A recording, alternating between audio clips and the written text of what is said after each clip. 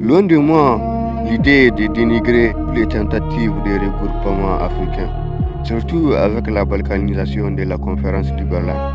Mais force est de constater qu'avec la sponsorisation des moutons démocrates et dévoués aux caprices européens, aucune union n'est à l'abri de la politique du mouton espion de l'Occident.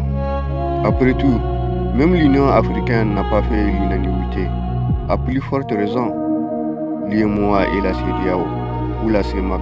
Après tout, même le Conseil africain et malgache pour l'enseignement supérieur n'a pas été épargné par les ravages du néocolonialisme. Car cette dernière institution a eu le culot et le malheur de décerner un témoignage de satisfaction à un mouton du Sahel, je ne sais pas, peut-être pour avoir poussé un système éducatif archaïque et rudimentaire avec des universités publiques gangrénées par le retard académique. Selon un adage, au-delà de ce que les yeux voient, il y a ce que l'esprit doit nécessairement comprendre. Et je suis sûr que le conseil qui siège au sein de l'UEMOA sait que le franc CFA est le cancer qui mine toute l'économie de l'Afrique de l'Ouest.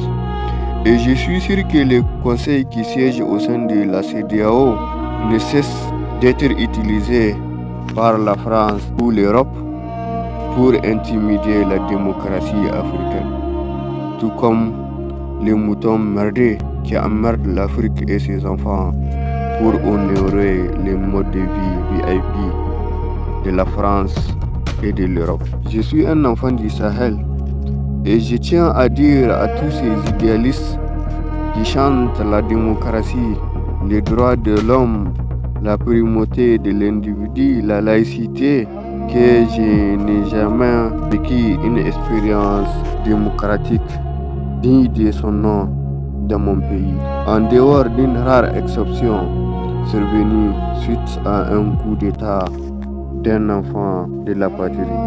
Et je sais que le néocolonialisme ne cessera jamais de compromettre l'unité, l'intégrité, la santé, l'éducation et le bien-être de tous les enfants de l'Afrique à des milliers de kilomètres de la jeunesse européenne, munis d'un chauffage, de la climatisation, de l'éclairage, du gaz, d'une piscine et même d'une assurance santé.